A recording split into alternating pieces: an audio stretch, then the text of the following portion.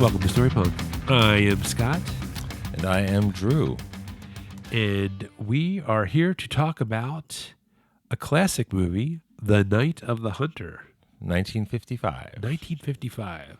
Starring Robert Mitchum. A personal favorite. Yeah.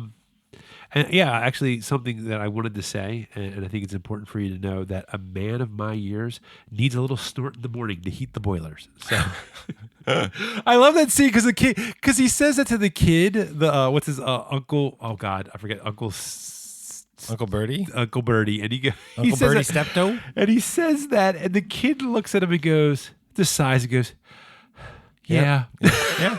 I guess it's very funny when you look at some of the stuff, and obviously when we look at these older movies, and you do have to give them some grace. Sure. And sometimes people are a little too harsh when they look at the the modern day lens of these older movies, like the scene where she takes the John. Like he sasses her, and she takes him around to the butt, and you see her spanking him. And most people like some Gen Z kids watching that go, "What the fuck?" Well, like Lillian Gish meets the kids on the bank. He's like, "I'll get a Switch." And they're like, "Whoa, you don't even know their names or who they are." Yeah. So I think movie that's been around this long, I feel like the IMDb descriptions are a little more succinct and accurate. It took a long time to refine it. Yeah, finally. This is a very important movie. Sure. A very notable movie for a variety of reasons, and it's 70 years old this year. God, isn't that crazy? And it's directed by Charles Laughton, who was known much more as an actor, and this is the only movie he ever made. And you're about to read the description. It's like it's an adaptation of a novel, and you're like, that's this movie. And there's a lot of ways he could do it, but what he did, nobody did anything like it. I mean, it's not uncommon that to do this, but it's like this, and actually our next week's episode will also be an adaptation from a novel as well. So. That's a good idea. They shall make movies out of books. Let's take these words and make them into a movie. Well, I don't know anybody who's ever read this book. So, me neither. But this is the movie. The Night of the Hunter is about a self. It's not safe, Scott. It's not safe. Not safe for work. A self-proclaimed preacher marries a gullible widow whose children are reluctant to tell him, and I can't imagine why, where their real dad hid $10,000 he stole in a robbery. Have you read out loud before? I have not read this one out loud, which I probably should have done. I wrote it, and I should have practiced this one. I think I got a little too overconfident because I was like, as I was typing, I was like, this one actually makes sense, unlike some of the other ones I've read. But and as Drew said, this one was it was Charles Laughton who directed this, and stars Robert Mitchum and Shelley Winters. And from what I understand, one of the reasons that he never directed any other movies after this is because, despite the sort of importance in movie history that we now look back on, and we can appreciate this movie, sort of its place in film history. At the time, people were not. Yeah, it was they were not into a this hit movie, and also he had, I think, a pretty unpleasant experience. Like if you read about the behind the scenes of this movie, it's like, so Charles Laughton hated the kid actors. Like, so it's like really the very ugly kind of tough thing, which is very unfortunate just in general, but I think making the movie and the release of the movie and the reception of the movie put Charles Laughton off from making other movies. But it's kind of amazing that you have a whole career as an actor and you made one movie, and maybe if you'd had a better experience, they would have made more movies, and I don't know what they would have looked like. And we'll talk about how I engaged with this movie, but he had such a negative experience. He goes, I'm just going to go be an actor, which of course he's amazing. Yeah. But it's really kind of an awful real world experience. Kind of denied us what could have been more striking stuff. I know, because some of the things, like the way that he approached his, the sort of the way that he approached this film, and the way that he, it's almost like he was transported from like some point in the future to come back and make this film. There are things that are tackled from the subject matter to the cinematography that you're just like, this doesn't seem like a movie that should have been made in 1955. Well, it's like Citizen Kane. There are things that it did that nobody else had done that now everybody does because they're an amazing way to tell a story. And I mean, those movies, very different movies, but also, Orson Welles was, in his 20s when he made that movie, and then he made a few other notable movies. And Charles Laughton was already an established actor and much older and never made another movie again. But both of them innovated in these incredible ways and as to how you make a movie. So I'm going to give you my hot take. I'll be honest. I'm not denying Citizen Kane's importance for the things that it did. I like this movie better than Citizen Kane. I find Citizen Kane to be a bit dry. I don't find it to be very exciting. This movie certainly more exciting. Citizen Kane, to me, is a very nutritious movie that people should appreciate. It's also so is Boiled Chicken. It's also kind of but Boiled Chicken shot from a low angle. And the steam is rising. He cut out the floor, and he was right. But it's deep focus, so the steam is rising. But I mean, to me, Citizen Kane is the kind of movie like Blade Runner. I don't really like it, but I get why it's important. And I like Blade Runner. You're allowed to. No, I know. But here's the thing about it is this movie is. I'm glad Citizen Kane exists. It's more dynamic. I don't love this movie either. Okay. But this is a more dynamic experience for me than Citizen Kane. But it's also it's weirder. That's for sure. It's a weirder movie, which either you dig that or you don't. And to me, that does make it more interesting. I feel like I feel like I mean, and so don't get me wrong. I do. I'm glad. Thank you. I appreciate that. I do. I'm glad that a movie like Citizen Kane exists. I like it for all the things that, like you said, going with the food metaphor. Which it's funny because as I edit these episodes, I noticed I make a lot of food metaphors. I made a food metaphor about a sandwich. And then in the last one that I edited, the sneakers episode, which aired recently in our timeline, I made a thing about a dessert. So I don't know.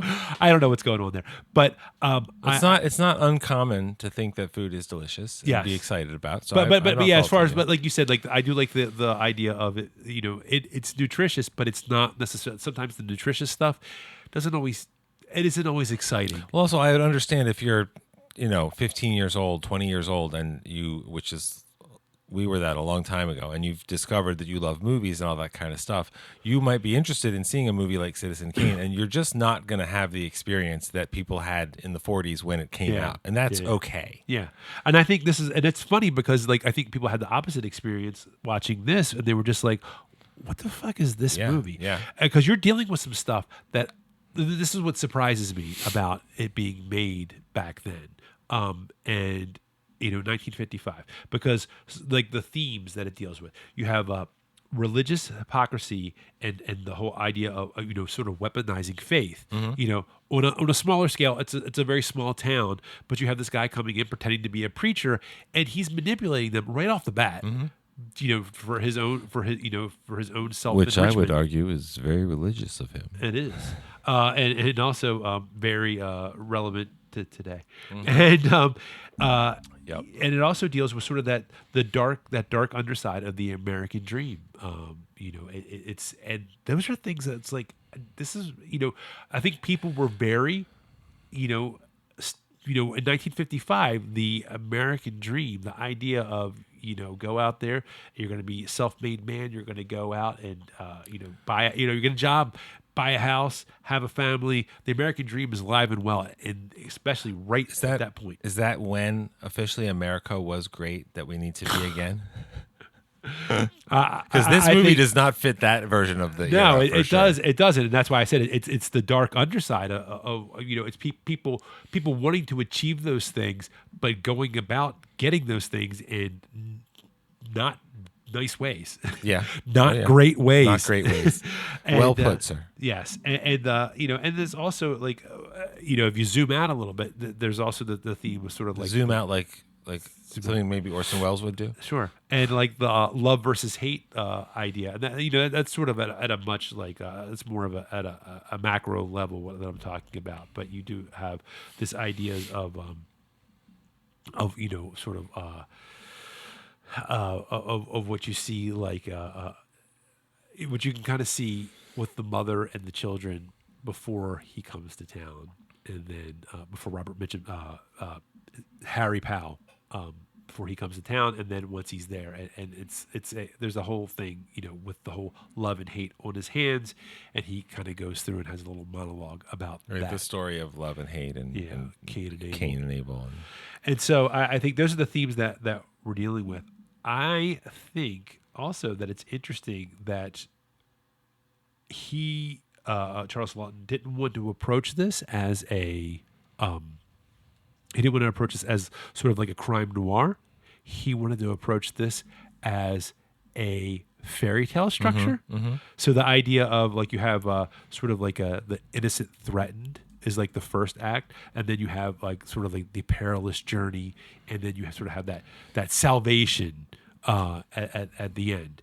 And I was like, that's actually kind of interesting way of framing something like this.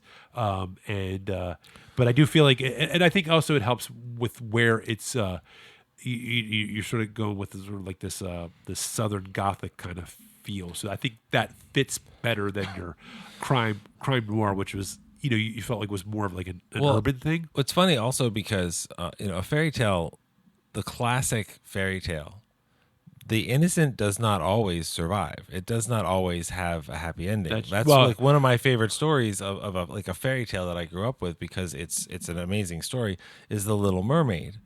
And that story is about a mermaid who gives up her tail to get human legs, and so every step she takes is like walking on knives, and she's constantly in pain and all this other stuff. But the man that you're doing this for has to love you, and when he doesn't love her anymore, she literally turns into sea foam. She made her choices, but she's the innocent. So like Hansel and Gretel could be that they defeat the witch or she eats them, and either way you would go, well, that's fairy tales for you. Well, so this definitely has a happier ending than some fairy tales could go, but it gets very dark, and people describe it as nightmarish, not like almost literally like this movie feels like a dream. I've talked about this, I think. I can't remember what movie I mentioned this on, but that's a weird thing for me to hear, because dreams are so your own experience. And I'm not talking about like, what does my dream mean and what is my brain thinking about and blah, blah, blah, blah, blah. I'm just saying that literally the experience of the dream. Like, I know what my dreams are like, and there are things that are in common in all of them. Like, they're in full color, and I often am dreaming lucidly, and I can hear things and feel things. I can taste things, stuff like that. And other people, it's like watching a movie.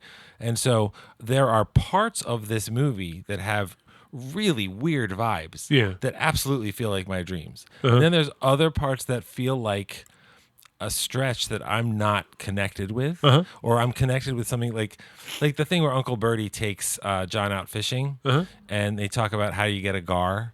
Like, that made me smile, because I used to go fishing with my cousins in Hollywood, Florida when I was like 11, and we never caught shit because the only thing that ever bit was gar, and gar have these big bone jaws, and they would snap the hook. And I was like, oh, I didn't know you could just like rip it out of the water and beat it to death with a paddle. Okay.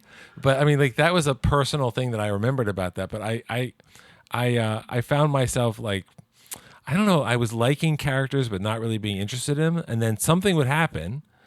Like, I mean, that imagery of Shelley Winters submerged dead in the car, both the shot of her like in profile underwater, and then what Uncle Bertie sees looking through that very clear water, and his reaction, and how he knows he can't tell anybody, and all this kind of stuff. I mean, that is just 70 years later still astonishing. And feels that sort of dislocated, unreal, which both puts you in Uncle Bertie's experience seeing it, but also I'm like, oh, that's what they mean by a dream. That's what they mean by a hyper real thing. And there's a lot of stuff like that in the movie, like the famous basement scene and their wedding night, and when Powell kills, when Robert Mitchum kills his wife, kills Shelley Winters, so she ends up with her throat slit in the car, all that kind of stuff. Those are the moments. But as a movie, I found myself kind of, because I've seen it before, but not for a long time. I found myself every time that I've seen it, kind of waiting for some of it, which I wanted to be more absorbed,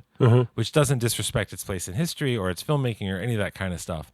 But if I think about this, if somebody goes, "Do you like this movie?" I'm like, oh, "I really like this scene. I really like this feeling. I really like this vibe." But it's important. But I don't know. Would I rather watch this than Citizen Kane? I don't know. I might rather watch Rise of the Planet of the Apes. Well, the now I don't know if you've read. Have you read much Flannery O'Connor? Because every time while I was watching this, I got like strong like Flannery O'Connor vibes, and which I read a lot of. I think I read like the short story book, like A Good Man's Hard to Find, that collection, which actually has the story in it, A Good Man's Hard to Find. And that really reminded, that whole Southern Gothic vibe of Flannery O'Connor was big in it. It was like, I was curious. I actually looked up, I was researching to see, like, was there any kind of influence on this? There's no really direct influence, but you can definitely, it's not hard to make a connection and say, like, this is similar to the stuff that she wrote. Well, that's actually an interesting observation, because you mentioned noir before, and you're like, it's not really a film noir because film noir is normally more urban, and in a film noir, generally, you're always doomed. That's why I love The Big Sleep. Yeah, The Big Sleep is kind of made like a film noir, but I don't think it's a film noir because the main character doesn't lose.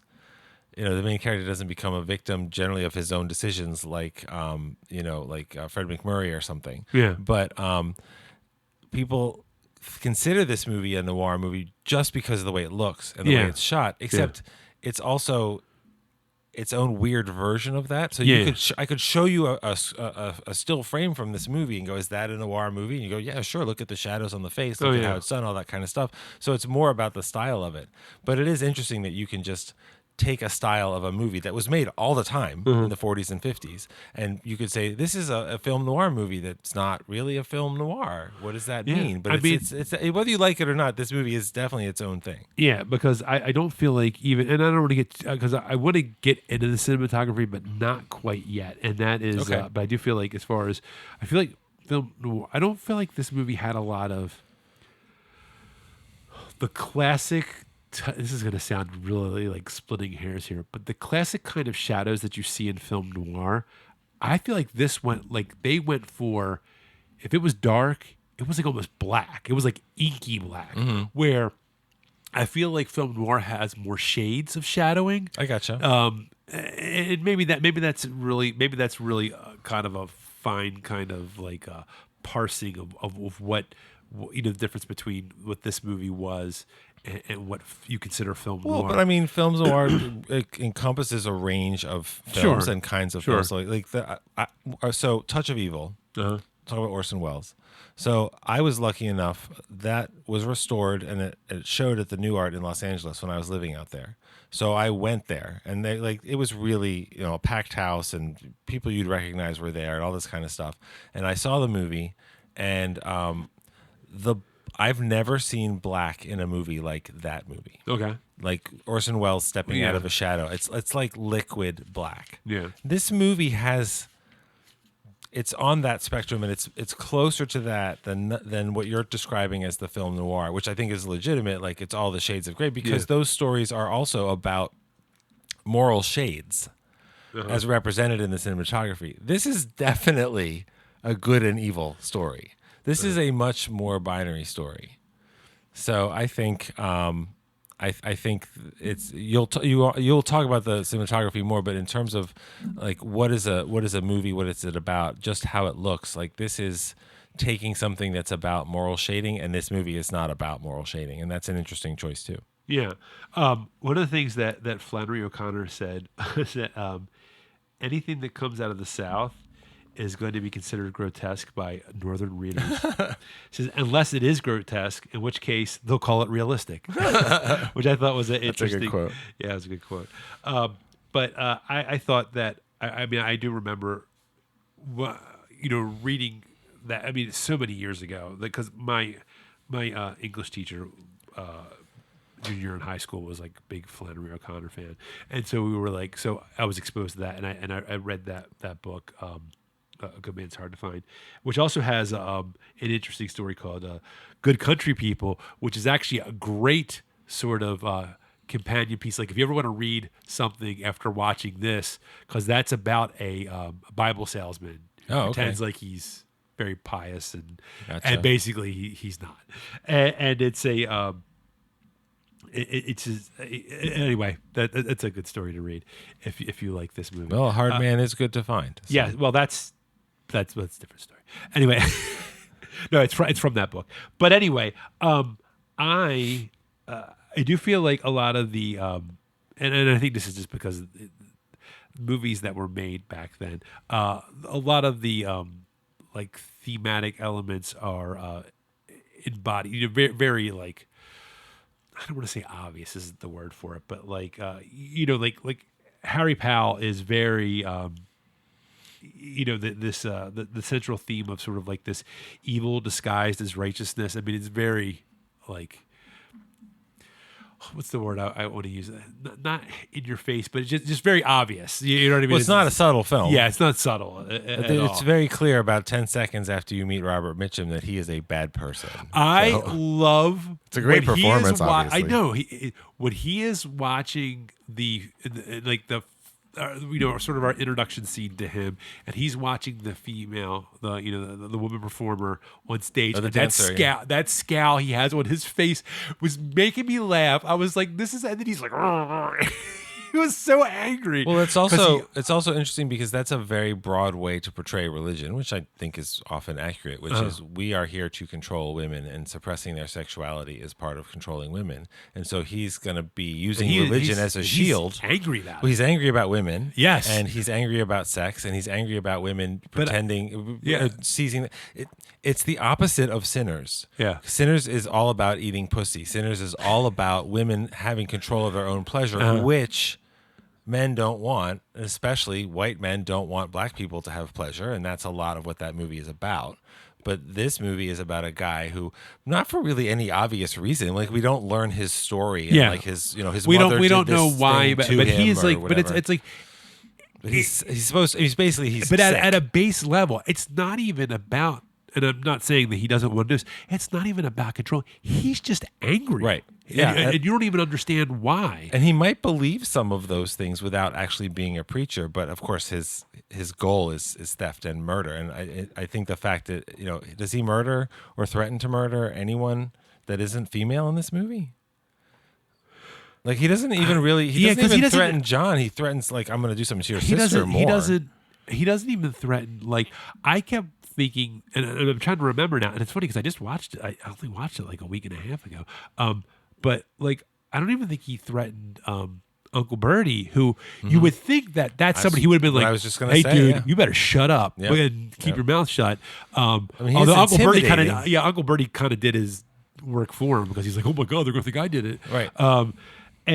But like sort of like talking about how sort of like the not being subtle, like you know, you have the opposite end. You do have the kids who are like, you know, pure innocence, and so you sort of have this, you know, this evil, like this embodiment of evil, that's just pure evil. You have the innocent kids, and they're trying to, they're doing their Moses thing, right? On the river. Although, I mean, I don't know how innocent they are, because, you know, the little girl is really young. Yeah. Her brother is old enough that he is able to do crafty things. He's able to like make decisions that evade this genuinely dangerous evil man. But like, he lies to him. But does that deny his innocence? Because it's not about, to me, it's not about, because innocence in a fairy tale is generally children, right? Yeah. Or it's a princess locked in a tower because we have to control women. So he's not good or bad. Like, there's nothing gray about this young man, but he is, to protect himself and his sister, he will do anything. So his entire character is protecting this money, which he doesn't seem to have any interest in personally, by lying the whole movie to everybody. He lies to everyone. Yeah. And eventually he ends up lying to protect his sister. Yeah. And so he is capable of doing things that are on the spectrum of, well, that's not good for a kid. Like if he had a normal family where people weren't dead or evil preachers, they might have to have a talk to him about, being honest and stuff like that. But he uses it to protect himself and protect his family. And, there's a certain point in the movie where it crosses into, okay, and this isn't like a subtle thing either, but like, okay, Robert Mitchum is actually a physically violent monster. He becomes less of a person and becomes this evil force that the kids have to evade. And that's when, the movie, to me, the eeriest part of the movie is Pearl's Dream, that song, where she sings about the fly and the fly's children. Uh-huh. And the movie has the children in a boat floating in the background, and in the foreground is a spider's web. Like, again, nothing subtle. That is, to me, most like an actual dream and a scary dream. And that song, which I actually found on YouTube, is some of the music that I think of as the most dreamlike music to me personally is Bjork. Not so much her dissonant, crazy stuff, but some of her really beautiful, lush stuff. Uh-huh. And this feels like it could be in that universe. So that feels really... It's not a horror movie. People call it a horror movie. If you get on its vibe, and I am not on its vibe for the whole movie at all, but the moments when I'm on its vibe, it's really unsettling. I mean, I get like the horror. Like the danger feels real. Sort of like the relentlessness of his pursuit is like it is almost like one of those slasher films. Where it's that's true. Is this guy ever going to stop? He gets on the horse. He just keeps going, and he's on a white horse, singing his which song. is usually good. Yeah, and he's singing his lean, whatever the hell. And you're like, what the hell? This guy, like, this dude, just. Meanwhile, they're kids. I'm like, just shut up and stay in the barn. What are you getting out of the barn for, you moron? And then and I do like they talk about how. So I didn't even realize this is what her name was. Maybe I missed it. I had to go back and look it up. But, whose name? Lillian Gish. Rachel Cooper was her name. Okay. And how she is for her when she shows up in the movie. She's true that goodness. Movie picks up for me actually quite a bit when she shows up. She's no stranger to a shotgun. Well, she is a force for good the way that he's a force for evil. She's like the true. They're his hands wrestling. Yeah, that's exactly. And she's like the true goodness without the naivete of like a young child. She's been through life. She knows what's going on, and she's like. You remember her big line at the end when she's actually talking to the camera and telling you the moral of the fable. Oh, that you just saw. Actually, I have it here. It's hold on. It's a hard world for little things. Yeah. It's a hard world for little things, which means I have done something that really nobody else in the movie steps up to do. Some might do it, like Uncle Bertie might do it, but the Spoons aren't going to do it, and their mom can't do it, and their dad obviously didn't do it. She's going to step up and protect the innocent. Yeah. And that is genuinely dangerous. And, she threatens Robert Mitchum with a shotgun. And we know better than she does how specifically evil he is. But she sees right through him. She knows that this is something that's bad because we don't really know her story. But she has devoted her life to a version of good that we can all... there's nobody, I think, that could look at the overall... efforts that she's making, even if you don't think she should use a switch on a kid type of thing. No, she's trying to save these children. And remember, this is the Depression. Yeah. This is the Depression in the Ohio River Valley in West Virginia. Yeah. This is extreme poverty, extreme lack of opportunity, all these other things. It's like it's a much darker than the South of a To Kill a Mockingbird, which is pretty dark. Yeah. Because these kids have their whole world just dissolve around them. And the end of the movie, I think of this as a nice Christmas murder movie with the gift of justice for Bluebeard. I know, there you go. It's a Christmas movie. There you go. But I mean, at the end, Lillian Gish is telling you what the movie is about. But she's also the kids are happy, and she's making them a nice holiday meal, and it's a safe. And we haven't seen them have that the entire movie. Yeah. So they're either these kids are suffering because they don't have anything stable, and also they're being hunted by a literal monster. And so she shows up with her shotgun and tells evil to fuck off. She does, and is able to protect them. That is very compelling. It's funny too because you probably have people that might like watch this movie and kind of scoff at the fact that.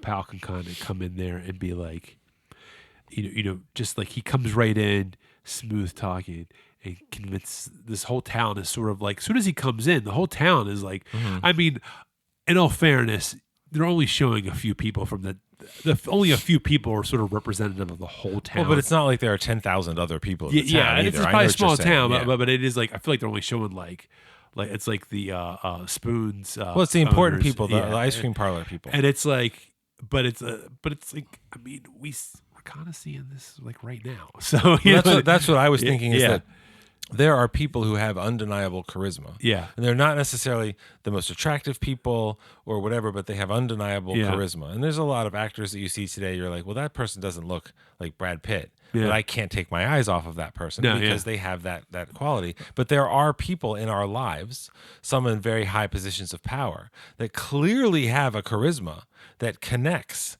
to people's deepest, ugliest emotions. Yeah. But I don't get it. Yeah. I don't see it. And to me, Robert Mitchum is very charismatic because he's an incredible actor. Yeah. And so he's very good in this role. But I think when he rolls into town, these are people who are so desperate for some kind of guidance that he just slides right into that, which he knows and which he does on purpose. I mean, what did they say at the end? He killed 25 widows or something? He is a serial killer. And it's based on a true story of a guy who was convicted of killing only, in quotes, 2 or 3 widows to get their money and stuff. But that's why they call him Bluebeard. I mean, like, this is an example of a wife murderer. That's a fairy tale. So and I do want to talk about this. Make a comment about acting as far as Robert Mitchum's concerned. I do feel like now that we're getting into the mid 50s, I feel like Robert Mitchum was one of those actors. We're starting to get to the point where we're getting away from sort of that very flourishy kind of acting, and we're getting into the more grounded acting, like the transition to what we consider more modern acting. Yeah, style. because it's like you know, like when we look back at like when we did It's a Wonderful Life, when we looked at that movie, that kind of acting, even though Jimmy Stewart has his moments where of genuine emotion, there is something, and this is just 10 years before, well, 9 years before. It's a Wonderful Life I'm talking about. Yeah. That is, you still have a lot of that. It's a little hard to get immersed in that kind of acting. There's something about it. Not that the stories aren't good, but it is a little hard where Robert Mitchum's... Well, hold on. I think that's because it's comforting. Jimmy Stewart is comforting to see in a movie to the audience at that time. He's that kind of movie But I'm talking star. about the way that... No, I'm saying, but like the way that he acts, he's always Jimmy Stewart, but it's a specific style.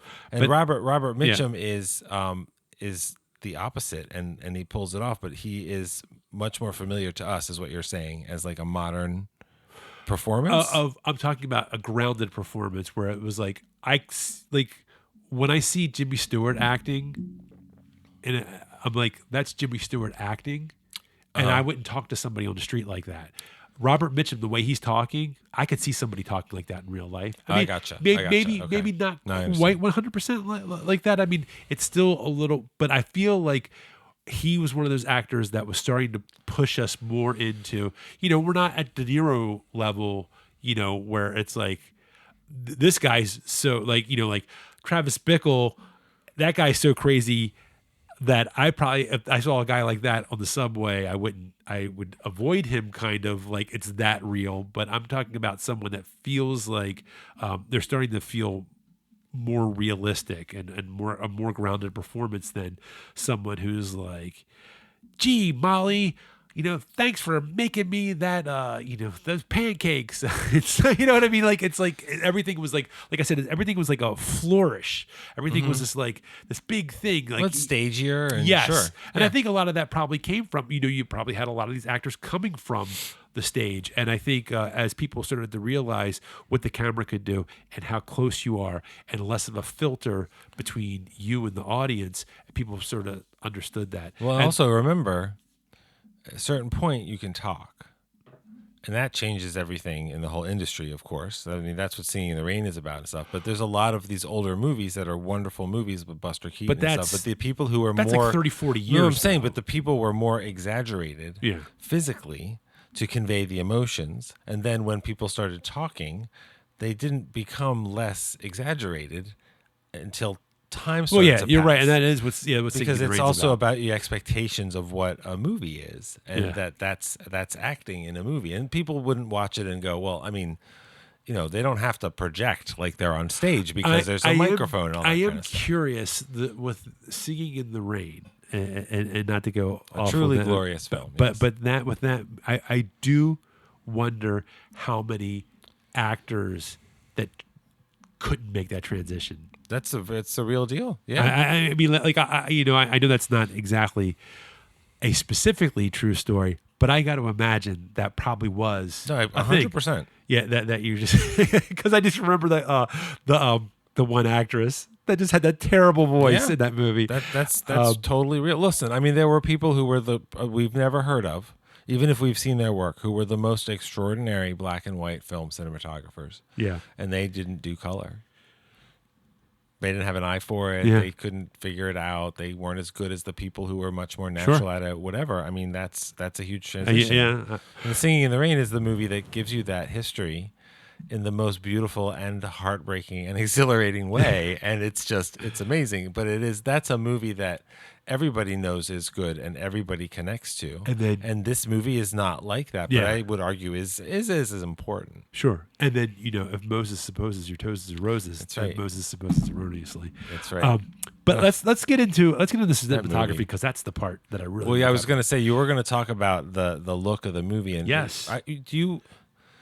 Do you want to say? And if this is what you're about to say, then just you pretend I didn't say it. But do you want to talk about like what cinematography is, as far as like what filmmaking is? Decisions. It's only choices. So when you see a movie looks a certain way, or an actor says something with a certain tone of voice or anything like that, they could have made any other choice. They could have done any other things. But cinematography is one of those things for most moviegoers. Somebody might say, this has great cinematography, and the sort of regular audience member might be like, that looks cool, that looks pretty, that sort of stuff. But the whole thing is a deliberate choice for the story, for the mood, for all these kinds of things. And the choices that Charles Laughton made, which you're about to talk about, are very different than might have been expected. Sure. Very interesting. Well, I mean, yeah. Well, I will talk about some general stuff. But one of the things I have to say, holy shit, aerial shots in 1955. That's true. And to be honest, I meant to actually specifically research that. I don't remember movies having, and you can tell it's not.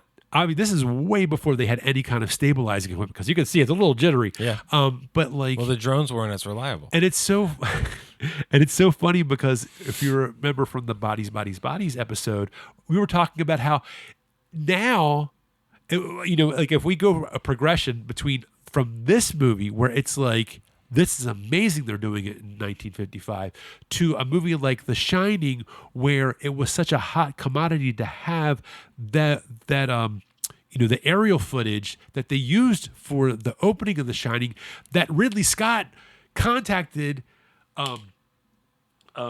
Stanley Kubrick to get that footage, to put some of that footage into the end of Blade Runner, to a movie like Bodies, where they could just make it on a cheap drone that they didn't even hold the shot for more than a couple seconds, because it was like nothing. And they had this beautiful shot of this car going around a mountain in that movie, and they held it for I don't even think they held it for 3 seconds. And I was like, I saw that.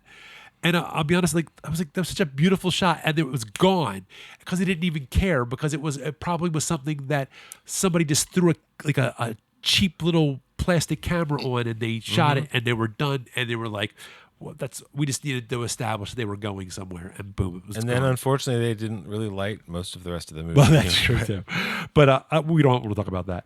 And also too, like you were, and I don't want to, I want to call attention to the underwater shot. I mean, what a complex shot that was. That has to be lit. That has to be there's so many things that had to be done. You have to kill Shelley Winters? I know. So, but honestly, like to light that, to do all the things when you have, and the cameras are huge back then. Yep. This isn't like, these, even like the cameras were like they were in the 70s. Like, it's funny that you say that, though, because one of the biggest things they do to sell you a movie is it's an IMAX movie. Yeah. And they are relatively monstrous cameras with real film. So there's something almost old-fashioned about that. Specifically the some of the one that someone has developed ones that are getting quieter now. So really? They can actually do. This is like a recent development because for those that don't know, the IMAX cameras are extremely loud, so they have to do almost. You can't really do dialogue scenes, and if you do, you have to do the dialogue replacement where they do. If you're familiar with the ADR, where they have to do it after they've shot it, they have to go back into the studio and redo the dialogue. Right, they literally re-record the performance. Yes, yeah, because it's so loud. Which is not only because of that camera; it's done a lot, obviously. But I've heard that is an essential part of shooting in IMAX. For sure. So I've heard that they're actually that someone has developed. This is brand new that they've developed something to make it quieter, so they can do that now, and that'll be amazing. And we'll finally get My Dinner with Andre IMAX. Oh boy. So one of the things, so what a movie like this has, we have, it's sort of two things going here. So the style is, of the story, we have this, like this American Gothic, this Southern Gothic, but you have the German Expressionism, which is definitely what I think, we've been waiting the whole podcast to talk about. Well, you're not legally, you can't talk about Night of the Hunter without mentioning German Expressionism. Yeah, sure. Although I do think that there are people out there, legitimately and understandably, who don't really know what that means. So please tell me what that means. So German Expression. Well, so Stanley Cortez, who is the cinematographer on this movie, who has been quoted as saying, "They get me to shoot weird stuff," which I think is a great quote. He said that this is. He said it was one of the most exciting experiences. Cinema experiences, and that he said that Charles Laughton really understood the power and subtlety of light. And one of the things you were asking, like what, and I'm going to get back to specifically German Expressionism, but one of the ways I've heard cinematography, and it's not only this, but I've heard it described as painting with light. We talked about this a little bit in the Killer episode, and David Fincher is somebody who really understands low lights and things like how to paint a scene with the light. But also credit to his cinematographers. That's part of directing. You pick people that know how to do that shit.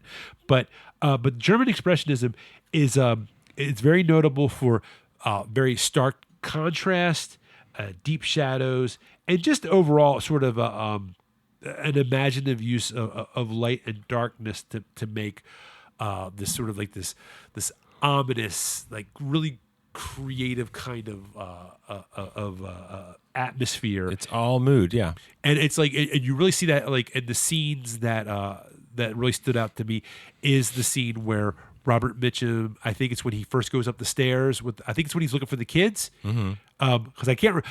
The scene made such an impact on me. I kind of forgot where it happens in the story, but I think it's when he's looking for the kids. Dreamlike of it. But he's going up the stairs, and it's like he is almost completely black. There's light coming from the upstairs, so there's a streak of like bright light going across, and it's making almost everything else a silhouette. So it's like the staircase, like the banister, the railing, the spindles, whatever, the railing are like completely black, and he's black. He's wearing his hat, and you see him going up the stairs, and also the scene. And I actually have it. I took a picture of it. Oh, okay. And I mean, obviously, this is not a video, but I want to look at it just for my reference here. The scene in the bedroom when Robert Mitchum is talking to Shelley Winters. And this is just such and I'm going to show it to Drew, and you guys can't see it, but there's this scene where Shelley Winters is in the bed. This is the scene right before he kills her. And he kills her in the scene. Yes. Right. Yeah. Well, I'm sorry. This is. They don't show him actually. I mean, but it ends it's pretty much her in bed looking, and he's bringing the knife down, transported, and he takes out his knife. Yeah, that guess, room that looks like a church. Yes. Which is presided over by a man who is decidedly not a preacher. And it's really very interesting because you have like, it's almost like a steeple, the way that the bedroom comes up to a peak, and you have a harsh light coming in. And so it's gorgeous, dark. by so the way. The bottom is like is very dark. The side of the bed is dark, but there's this harsh light coming in from a window, and it's bouncing off of the other wall. So it's kind of it's like you almost have like two light sources almost, because the boy, this is really nerdy. But this is what you pay for. That's right. You get what you pay for in this show. Yeah, and it's bouncing off the light. I'm looking at it. I wish this is. Hey, we have video coming at some point, but I would definitely put this up here because it is just like, it's just an amazing shot, and you can definitely tell there's a lot of shots, and this is something else I wanted to bring up, that you can tell inspired a lot of future filmmakers. Oh yeah, there's some we've even mentioned already in the show. Yes, there's a scene that definitely inspired.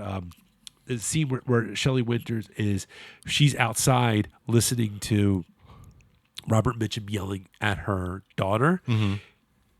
That definitely inspired from like The Exorcist, where she's out by the picket fence, and there's the fog kind of rolling in, and the way that's lit, that reminded me so much of The Exorcist.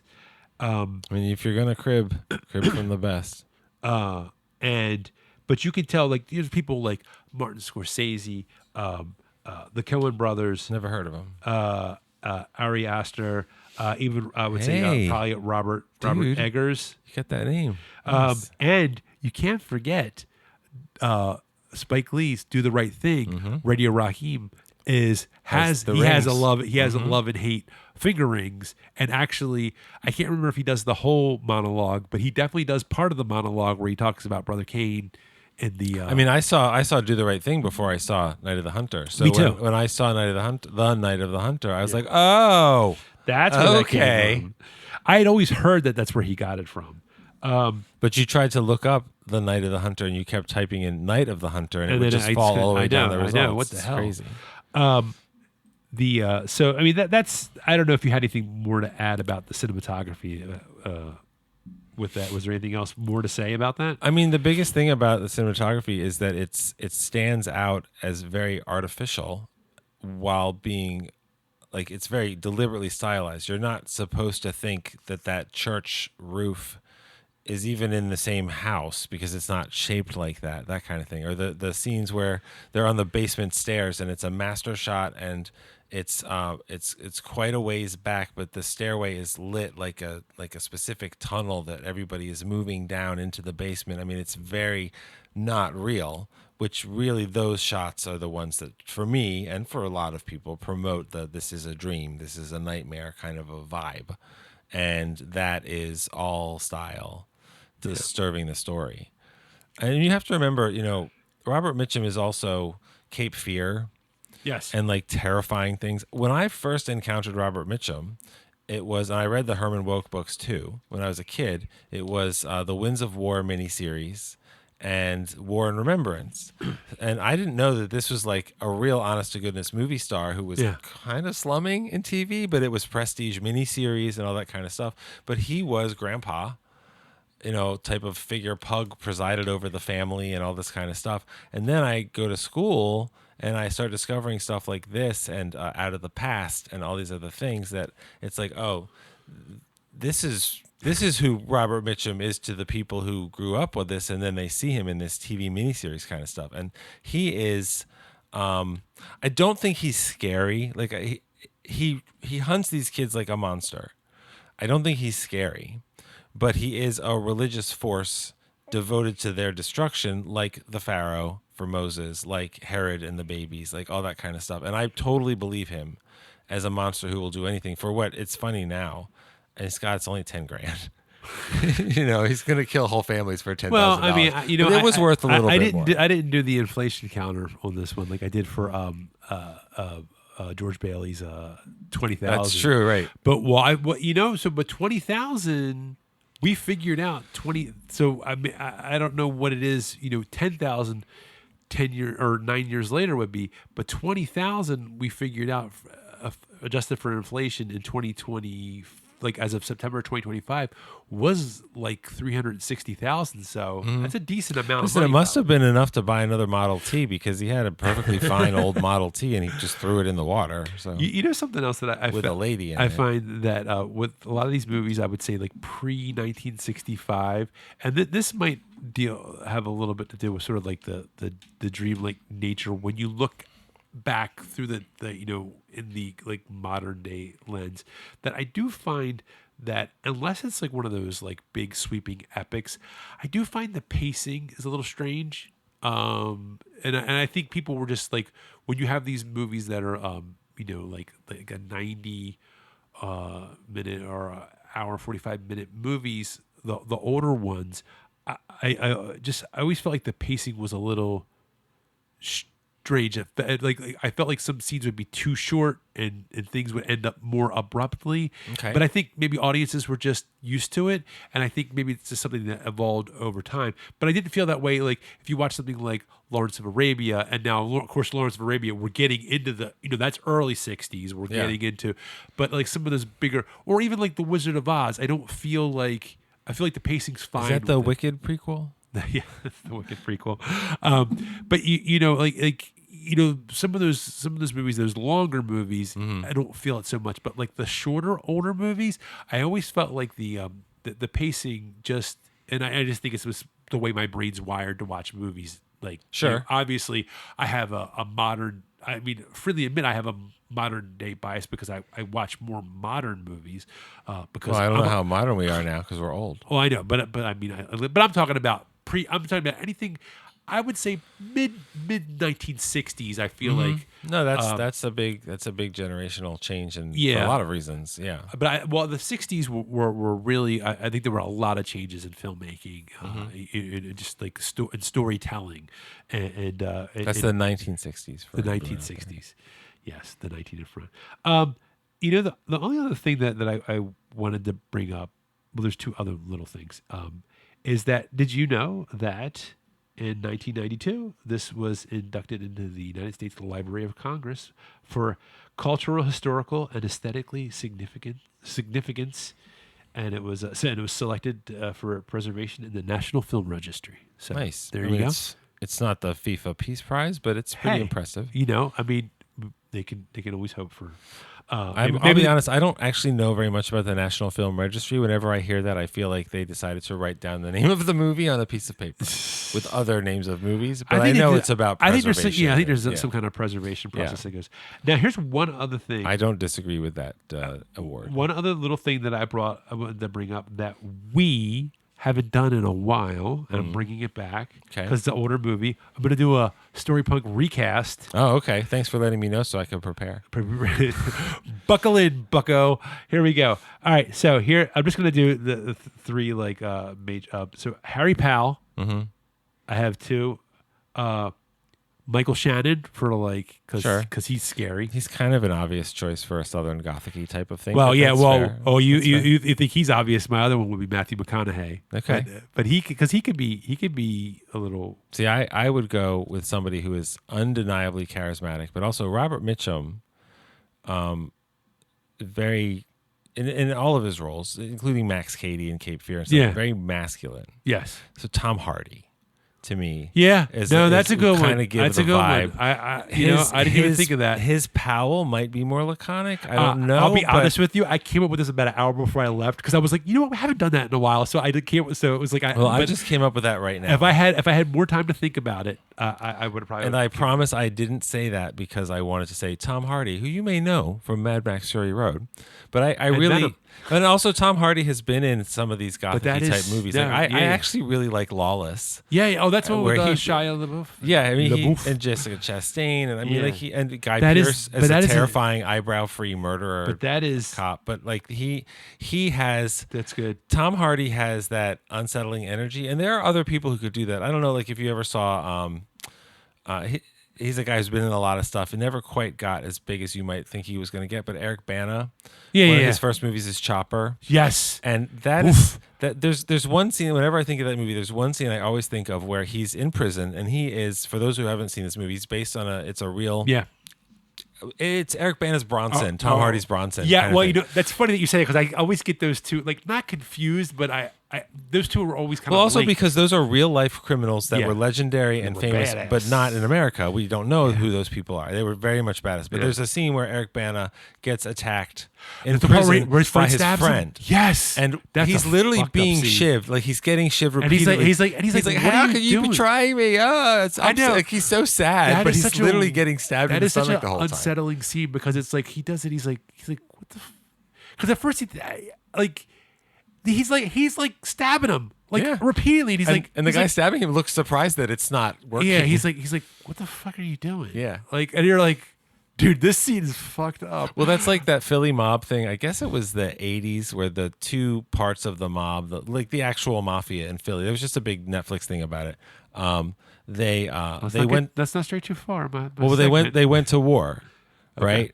And so one of the most famous stories is that one of the guys, one of the leaders was attacked by somebody that he grew up with, all this kind of stuff. And he was walking down the street and this guy comes up behind him and shoots him in the back of the head. And the guy who got shot back in the head turns around and recognizes him and goes, "Joey, what the fuck you doing?" And like, it's so unsettling to see that level of violence. That's the most extreme example, and that's apparently a real example. But to see that level of violence, and the person is heartbroken that you have betrayed them, and that's unsettling. And you could make a modern version of this movie and really push that vibe, because it's not like Mitchum's character lives in luxury or super comfort or something like that. Like his transportation is a stolen horse and stuff like that. So it's very rough. It's very depression. I don't know if you would do that with this now. Okay. All right. So anyway, as I was saying, Willa Harper, I would go with Amy Adams for her sad mom energy. You're talking about the Shelley Winters role? Yes. Okay. Or Elizabeth Moss, possibly. Handmaid's Tale lady. I know who she is. And she's a fine actress. For our listening audience that might not know. And also for Rachel Cooper, no nonsense older actress who could hold her own, I would go with Frances McDormand or Viola Davis. I would say Laurie Metcalf. Yeah, she could do it. She could do it too. Because Laurie Metcalf, I feel like she'll fuck you up. If you push her, she'll fuck you up. I don't know. I feel like she just yells a lot, though. When she does I mean, Lillian Gish doesn't fire the shotgun, but I believe that she will. Yeah. Okay. All right. Well, who should I cast as Shelley Winters? I don't know. I don't know. You tell me. How about... I'm the one that did it. Let's see. I don't know. She was in a movie that I like, Mad Max Fury Road. So let's just say Charlize Theron. I figured you were going to say, who's that actress that you always say? Which one? Which one? I forgot. Oh, I shouldn't ask you. You're not going to remember. It's late on Friday night. I know. So I don't remember stuff. We're the ones dragging it out. Anyway, so yeah, that's good. Charlize Theron. Well, thanks for having me on your show, Scott. I appreciate the opportunity. That's not what I was saying. I was in the middle. I was in the middle of something. You cut me off. Anyway, so don't worry, everybody out there. Don't worry. After this is over, I'm gonna hold him, and we'll be friends. It'll be okay. So anyway, Tinkle. I think we will. I think that's a wrap on Night of the Hunter. Unless you had anything else to add. I'm trying to figure out where you want to edit this out. I don't know. No, I'm going to say that's a wrap on Night of a Hunter. God damn, dude, I got it all messed up. Don't you want people to find the movie? It's the Night of the Hunter. I know. Which we have learned the hard way. I know. If you don't say the, you'll never find it on and it's not a prequel to Day of the Locust. So. Don't put those. Anyway. All right, so that's a wrap on Night of the Hunter, and we'll be back next week. We'll serve Saturday detention in a questionable school library, because when you mess with the bull, you get the horns. That's right. And be sure to follow us on Storypunk Pod on Instagram. That's important to note. And also, you can also follow us on Facebook, because we do stuff there too as well. Especially every time you mention it, you sell it so hard. Because I don't think anybody, I don't know, who knows? If you're there, you know what? We love old people and young people. Well, as old people, I Sure. guess we better. We should. Yeah. And we're also on Letterboxd, and I'm on there as Storypunk Scott. And I am Solid Gould. I haven't reviewed anything recently. I just been busy, so I wanted to review. Well, I just watched John Wick again last night. I should probably write that up because that is a fun movie to revisit. Yeah, I know. I have. I mean, we've watched a few movies since then. I haven't done Predator Badlands, which I should review that as well. You should. So that's all we have for this episode of Storypunk. And with that, I will say, remember that story matters.